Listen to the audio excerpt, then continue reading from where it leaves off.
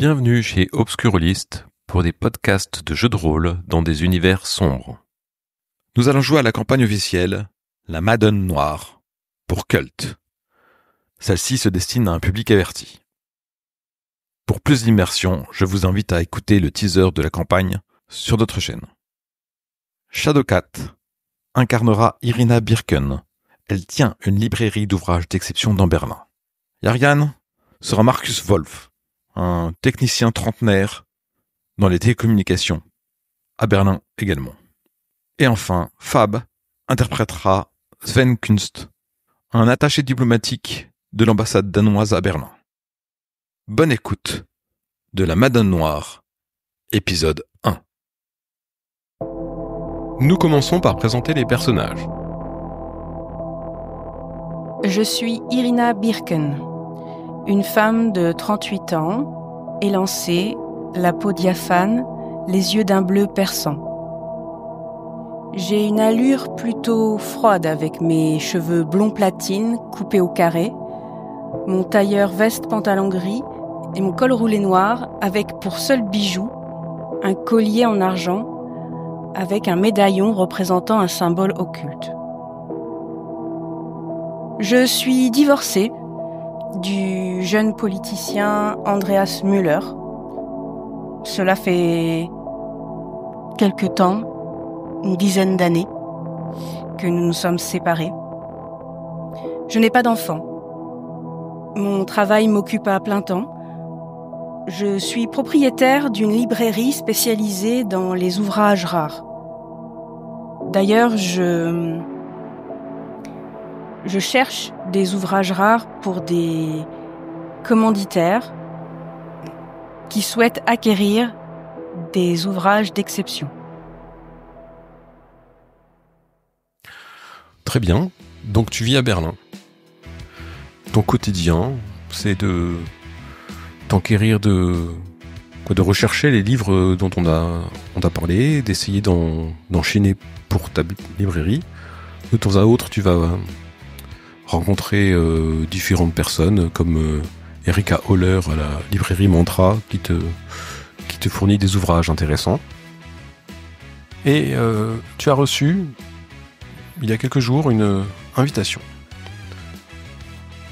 Une invitation à une soirée qui récompense des auteurs allemands.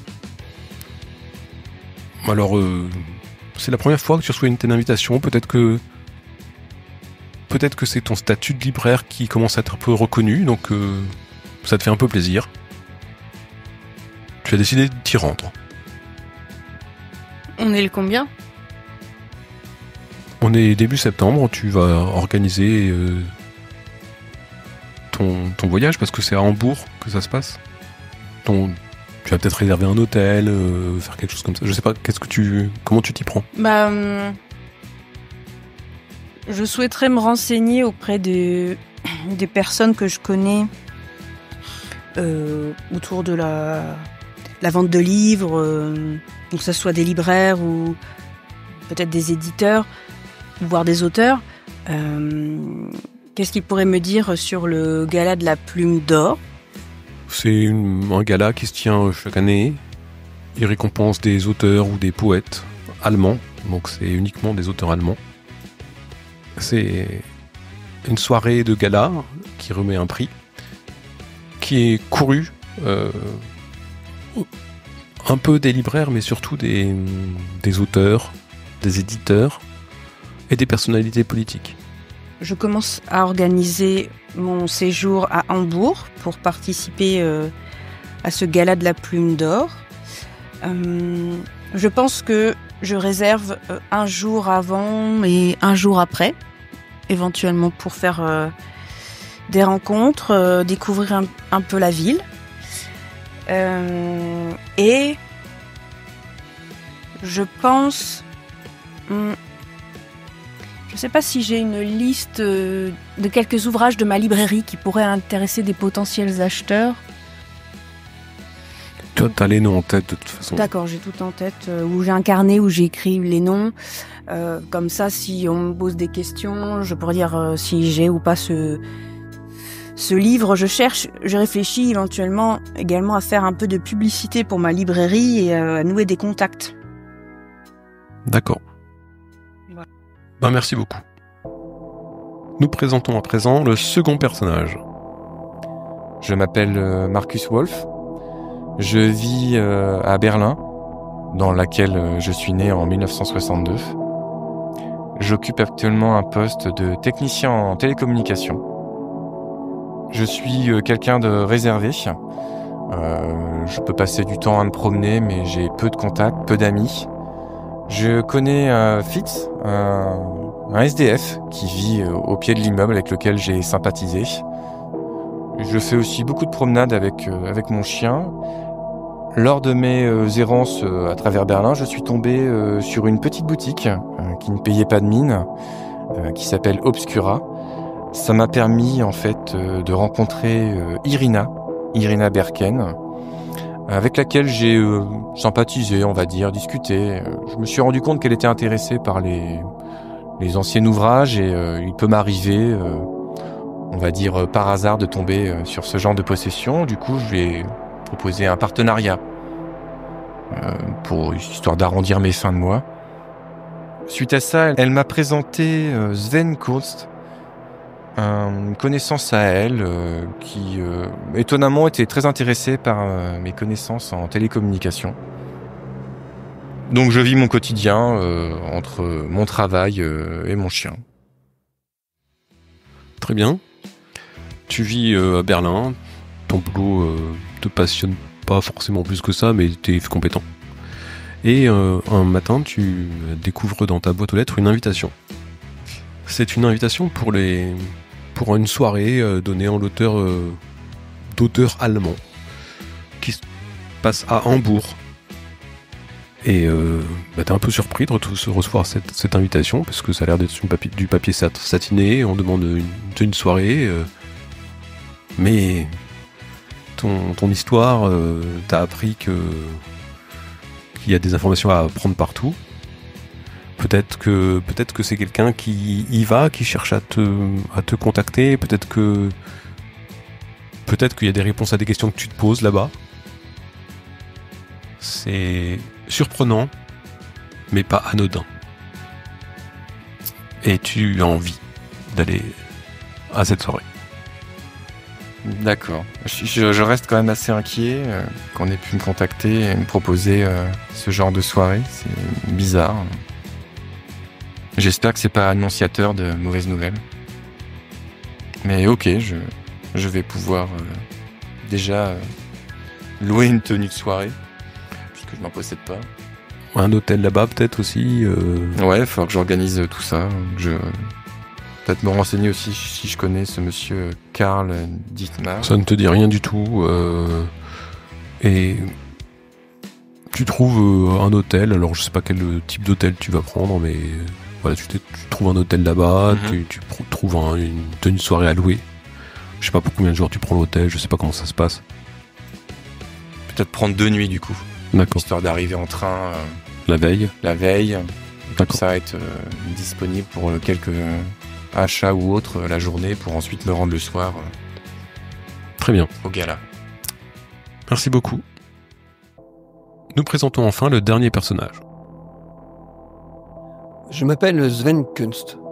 Je suis danois, je suis né à Copenhague et j'ai immigré en Allemagne où je travaille à l'ambassade du Danemark. Je suis attaché culturel.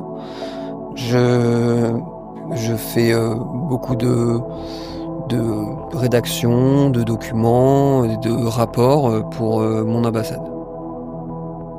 Lorsque je suis arrivé à Berlin, je me suis lié d'amitié avec Magda Orlova qui m'a accueilli et qui m'a été utile dans mes premières missions. J'ai une carrure assez forte, je fais 1m80, j'ai plus de cheveux du tout. Et je m'occupe de mon chien, mais je n'ai pas beaucoup de relations intimes suivies. Donc tu vis ton quotidien à Berlin, un peu solitaire, entre ton métier qui t'occupe de beaucoup durant tes journées, et ton chien que tu retrouves le soir, qui vient te voir, et un jour tu reçois dans ta boîte aux lettres une invitation. C'est une invitation pour une soirée qui se déroulera à Hambourg, récompensant les auteurs allemands de l'année. Un prix littéraire en quelque sorte. Tu sais que si tu reçois cette invitation, c'est peut-être en tant qu'attaché culturel. Il y aura du beau monde, des auteurs, des éditeurs, mais peut-être aussi d'autres personnalités politiques. Donc il est presque de ton devoir de t'y rendre. Ouais, ça fait partie du job. C'est ça. Hambourg, c'est à 300 km de Berlin. Okay. Donc comment tu t'y prends J'y vais seul. Donc je pense que je vais y aller en train. D'accord. Tu réserves un hôtel là-bas, une nuit, 2 nuits? Oui, 2 nuits je pense. Une la veille et une le lendemain. D'accord. Parce que c'est à 20h et puis la veille parce que je vais en profiter pour aller me promener à Hambourg, que je connais pas beaucoup peut-être. D'accord. Très bien. Merci beaucoup. 1991. Hambourg. Dans l'Allemagne réunifiée. Autrefois une ancienne cité marchande florissante de la Ligue hanséatique. Son port n'est aujourd'hui plus qu'une succession de grues dressées dans la brume et d'empilements de containers. Au centre de la ville se dresse l'église Saint-Michel. Le frontispice du bâtiment montre l'archange terrassant le démon de sa lance. Son clocher, baroque, s'élève au-dessus de la ville et rappelle à tous que Dieu voit tout. Mais qui, aujourd'hui, croit encore en lui? Alors qu'il pleut abondamment en cette soirée du 14 septembre, vous êtes en train de vous préparer pour la soirée de la remise de la Plume d'Or, récompensant chaque année un auteur allemand. Il est 18h. Vous êtes chacun dans votre chambre d'hôtel, a priori, en train de vous préparer. Est-ce que c'est le cas? Oui. Donc t'enfiles ta tenue. Oui. Tu l'avais essayé avant, je suppose. C'est mieux, oui. Ouais. Donc elle est à ta taille, mais t'as pas trop l'habitude de ce genre de tenue. J'ai même pas trop de tenue tout court. Enfin, je sais pas trop me tenir avec un truc pareil. Je suppose qu'il y a le nœud de pape, j'ai la totale. Bah oui. En tout cas, c'est ce que je souhaitais louer. Oui, bien sûr. Bah donc tu as la tenue qui te correspond effectivement. Moi aussi, je me prépare. J'ai prévu une tenue plutôt classique, sobre. Tailleur pantalon noir avec une chemise blanche et toujours mon collier avec mon médaillon. Très bien. Voilà. Moi j'ai l'habitude de ce genre de soirée, donc costume noir, chemise blanche, cravate rouge et blanche avec mon petit pins du Danemark. Ok, très bien. Donc il pleut abondamment. Comment vous vous rendez à l'hôtel de ville? Est-ce que mon hôtel il est loin de l'hôtel de ville? Je présuppose que tu avais pris un hôtel pas trop loin. S'il est pas très loin, je prends mon grand parapluie et mon impair et je me rends à petite foulée rapide à l'hôtel de ville. Tu arrives à l'heure, un petit peu avant? Je crois que j'ai tendance à arriver en avance. D'accord. Moi aussi je mets un par-dessus, un chapeau peut-être, et je m'y rends pour l'heure dite. Je pense que je dois avoir un hôtel à 5 minutes, donc c'est ça. 5 minutes de marche. À pied aussi, sans problème. Ok. Ouais. Marcus? Non, moi j'arrive à l'heure. Je sais pas trop s'il est important d'arriver en avance ou pas, donc je me dis... moi quand je travaille, j'arrive à l'heure, donc il faut sûrement arriver à l'heure. Est-ce que tu as un parapluie? Non, j'y ai pas pensé. Donc tu presses le pas aussi, tu as pris un hôtel un peu plus loin, tu prends le bus, tu prends un taxi? Ouais, moi je prends les transports en commun. On faisait toujours comme ça avant, c'est les transports en commun avant tout, donc ça me semble normal de prendre un transport en commun. D'accord. J'ai pu demander d'ailleurs à la réception, peut-être pas forcément un plan, mais lui dire je me rends à tel endroit. Très bien. Pourriez-vous m'indiquer quel bus, numéro, machin? Oui, d'accord. Donc ils font ça sans problème. Et donc tu te rends à la soirée.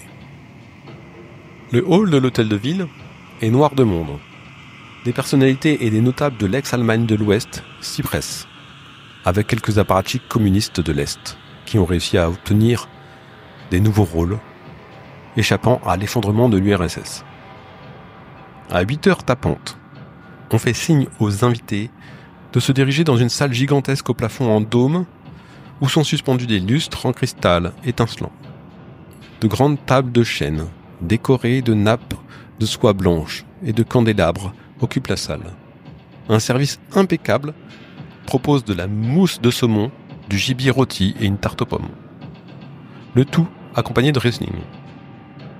Les places attribuées vous ont réunis à la même table, à laquelle 2 autres invités discutent de politique, s'interrogeant sur ce que réserve l'avenir. Les avis sur le capitalisme s'affrontent sur les ruines du communisme. À côté d'eux, un couple mal assorti d'une femme sexy et d'un cinquantenaire, étalant sa fatuité, se dispute plus ou moins silencieusement. Alors que vous arrivez à la table, vous reconnaissez évidemment, et vous vous installez sans doute les uns à côté des autres. Moi j'arrive, donc déjà je suis pas très à l'aise. J'ai pas l'habitude de ce genre d'environnement, c'est un peu trop faste pour moi. Déjà je suis impressionné par la luminosité. Je suppose qu'il y a une lumière bien particulière avec tous ces plafonds. Enfin voilà, ça doit être quelque chose de sûrement très très joli. Et je redescends tout de suite sur terre en m'approchant de la table, remarquant que je connais 2 personnes autour. Donc je dis bonsoir à toute la tablée et je m'assois et je suis interloqué. Je comprends pas pourquoi Madame Birken et Monsieur Kunst sont là en fait. Du coup je dis rien. Je suis entre la gêne et l'étonnement. Et du coup je m'assois et je dis rien de plus. Moi, je salue Irina. Je pense que c'est pas une surprise de la voir. Bonjour Irina, vous venez dénicher des nouveaux talents, des nouveaux livres? Bonjour Monsieur Kunst. Écoutez, j'ai été agréablement surprise d'être invitée à ce gala de la Plume d'Or. Je vous avouerai que c'est la première fois pour moi. Ah donc. Oui, peut-être que j'y vois une sorte de reconnaissance quelque part. Peut-être que je m'emballe, mais je suis ravie d'être ici, oui, avec...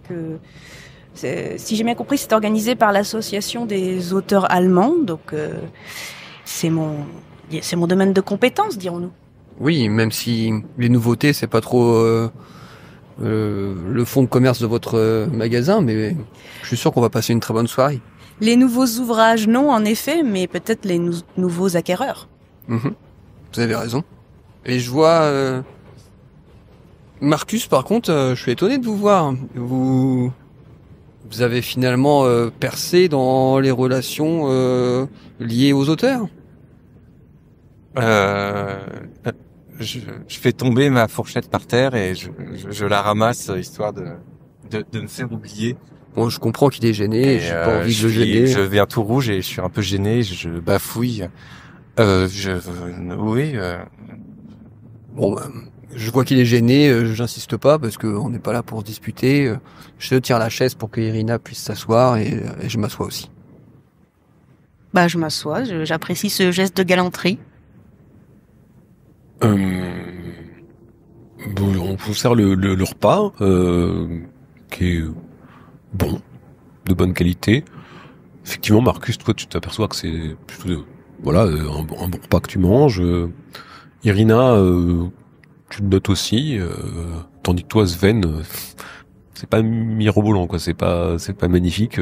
T'as d'habitude à l'ambassade d'avoir des mets un peu plus raffinés, quoi. Les soirées de l'ambassadeur. Et donc vous entendez à côté que il y a des invités qui parlent un peu politique, il y en a qui sous-entend que avec la chute du communisme, c'est le moment d'en profiter en fait, de jouer des coudes et de se placer.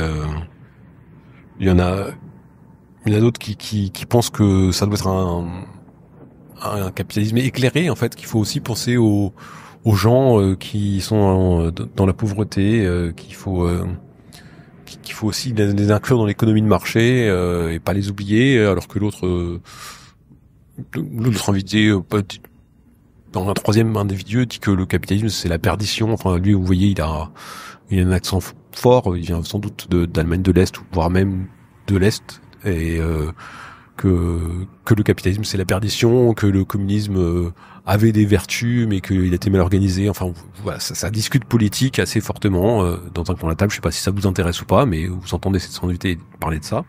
De l'autre côté, le cinquantenaire qui fait montre d'étalage de son importance. Marcus, effectivement, tu t'aperçois que c'est un peu grossier. Irina, ce genre de personnage, tu sais que ça fait partie des fois de tes clients, mais tu le sens un peu infect. Peut-être que toi, Sven, t'as un petit sourire en coin en le voyant un peu ridicule. En fait, les gens d'importance n'ont pas besoin de montrer qu'ils sont d'importance. Et il traite ça, c'est une espèce de bimbo, j'allais dire, mais en fait, il la traite un peu comme une potiche, et il lui dit, de toute façon, tu sais rien, va plutôt me chercher une coupe de champagne, enfin, et à chaque fois qu'elle ouvre la bouche, et il la rabroue, enfin, il n'hésite pas à montrer à toute la table qu'il la considère complètement imbécile. Clairement, elle est pas là pour ça, elle est là pour sa plastique, et à chaque fois qu'elle se lève, il la regarde, et il est tout fier, voilà. Donc vous êtes à cette table-là, et la soirée se passe avec les différentes tables qui sont remplies de divers autres invités. J'essaye un peu de discuter avec mes autres compagnons de table aussi. Hein. D'accord. Tu parles politique ? J'évite, je marche sur des œufs. Je ne parle que de ce que j'ai appris quand j'étais avec mon ex-mari. Mais je me positionne pas parce que j'ai pas envie d'être donc t'as quand même étiquetée pour pouvoir avoir des t'as quand même quelques connaissances, et ton ex-mari en fait à l'époque vous étiez en Allemagne de l'Ouest, et pour lui il était très patriote. Pour lui l'Allemagne c'était important, et donc avec sa réunification tu te doutes que l'Allemagne grandit en fait, et que elle va retrouver son vaste d'antan. Donc tu t'imagines un peu ce que pourrait dire ton mari. Tu places deux, trois trucs. Tu te places pas dans le débat capitalisme communiste, tu passes plutôt dans la réunification, l'avenir de l'Allemagne. Tu vous aperçois qu'il n'y a aucun acheteur potentiel de tes ouvrages, sauf peut-être le mec qui est un peu, un peu infect. Et voilà ce que tu situes sur la table. Marcus, est-ce que tu parles à d'autres personnes Je me sens pas trop à ma place. Du coup, je suis pas très à l'aise. Je sais pas si Irina, elle est à côté de moi ou pas. Si je veux lui parler discrètement. Oui, on peut dire que oui. Je suppose que Irina, en fait, est placée entre vous deux. D'accord. Peut-être qu'à un moment de la soirée, je vais peut-être me pencher un peu vers elle, et histoire juste de faire un peu passer le temps. Je sais pas trop. Je me sens vraiment pas à l'aise. Je pense que je suis pas à ma place. Madame Birken, c'est grâce à vous que j'ai été invité. J'avoue être assez étonné. Je voulais vous remercier en tout cas. Écoutez, Marcus, malheureusement non. Ce n'est pas grâce à moi que vous avez été invité. Justement, je comptais vous demander, sans vous froisser évidemment, si vous savez pourquoi vous êtes ici. Parce que bon, je vous remercie des ouvrages que vous m'avez apportés, proposés à la vente. Ça m'a bien aidé, même si j'ignore comment vous êtes procuré, mais voilà, moi j'ai une librairie, l'association des auteurs allemands, ça fait sens, mais je ne sais pas, est-ce que vous ne voyez pas le lien, vous entre le gala de ce soir et non, pas du tout. Moi, je ne connais pas ce Karl Dittmar. Moi non plus, je ne le connais pas. Mais je sais pas, j'ai pensé que peut-être que l'un de mes acheteurs a soufflé mon nom. Enfin, ça m'a pas plus choqué que ça me concernant. Mais après, voilà, en tout cas, pour être clair, ce n'est pas grâce à moi que vous avez été invité, puisque moi-même, je ne sais pas qui est responsable de mon invitation. Très bien. À moins que ce soit Monsieur Kunst, parce que je connais personne. Faut lui demander. Tu me le demandes. Oui, Monsieur Kunst, est-ce que je dois vous remercier pour l'invitation L'invitation au gala de ce soir, Marcus? Ah non, Oui. non, je suis pour rien. Je suis invité régulièrement dans les soirées mondaines en Allemagne. Mais même si je suis pas étonné de voir Irina, comme je vous l'ai dit, j'étais étonné de vous voir vous. Bah oui, je comprends pas bien, du coup. Même si on pourra peut-être discuter plus tard, mais là, je sais pas du tout qui vous a invité, monsieur. Très bien, bon bah écoutez... Bah du coup, je suis un peu déçu, parce que je venais aussi pour avoir des réponses, et... Ok. Il y avait mon nom sur le carton d'invitation?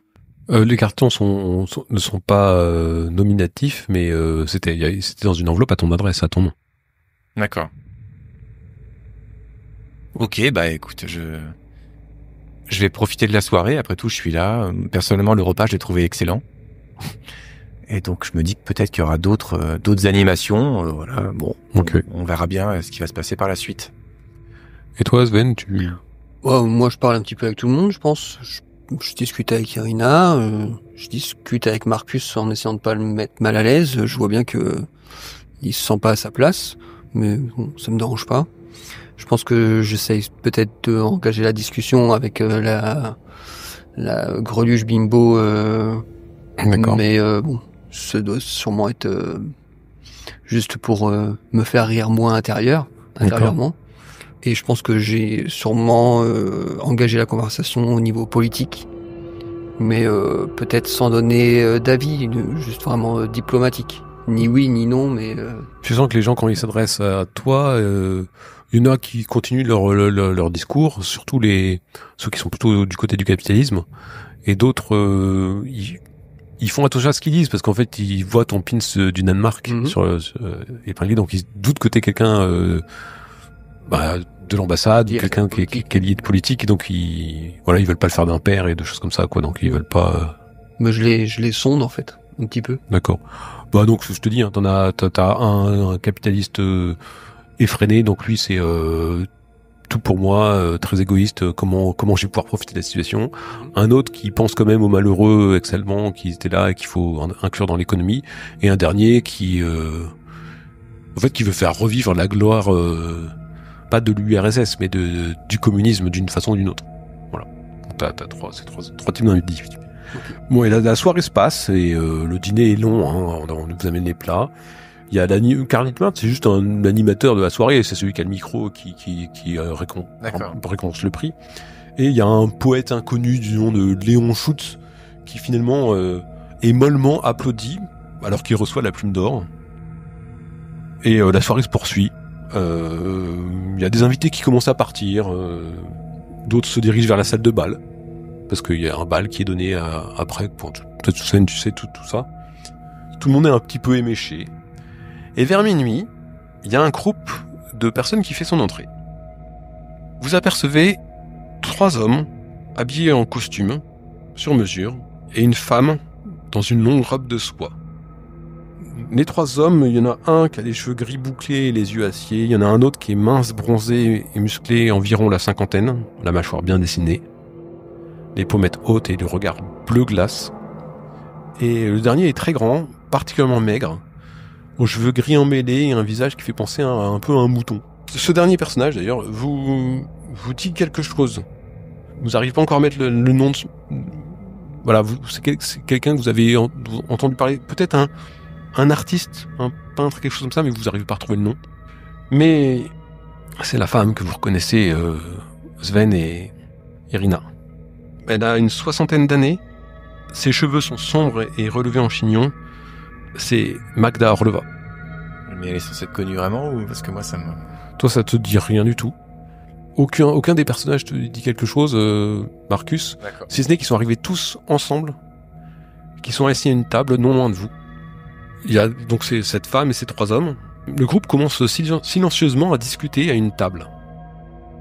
Vous remarquez que les 3 hommes vous regardent et semblent soucieux, voire inquiets. Ils parlent à messe basse, toujours en vous regardant comme ça, et ils ont l'air complètement apeurés. Assez rapidement, ils prennent congé et quittent les lieux, en vous jetant un dernier regard. Seule la femme, Magda Orlova, pour vous deux, Sven et Irina, reste assise à la table et Vous la sentez fatiguée. Elle fait plus que son âge.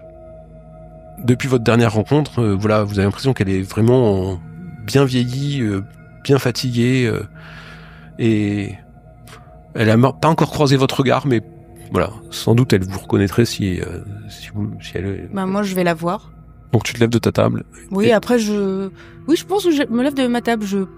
Sans mot dire, ok. Sven, parce que je sais même pas qui la connaît. Donc, d'accord. Je me dis tiens, enfin, un autre visage que je connais dans cette assemblée d'hommes qui aiment parler uniquement de politique. D'accord. Donc tu te lèves et tu te diriges vers la table. Que font les autres? Je vois qu'elle va voir Magda. Je pense que je vais me lever et tranquillement faire le tour de la salle pour garder un œil sur les deux, et essayer de trouver une ouverture pour y aller aussi. D'accord. Et puis peut-être croiser d'autres personnes. D'accord. Et toi? Moi je bouge pas. Tu bouges pas. Tu l'observes? Tu observes Irina? Pas forcément. Je vois qu'elle se lève. Je fais pas forcément attention. Peut-être qu'elle va aux toilettes ou je ne sais. Tu la vois, elle se dirige vers cette dame et qui lève la tête. Donc peut-être avant de détourner ton regard, tu la vois qui lève la tête, qui regarde Irina, et t'as ses yeux qui s'écarquillent un petit peu. Et tu ne sais pas où, tu ne sais pas pourquoi, mais ce regard t'interpelle. Et tu sens que t'as besoin d'en savoir plus aussi. Peut-être que c'est pour ça que t'es là ce soir. Et ainsi se termine le premier épisode de La Madone Noire.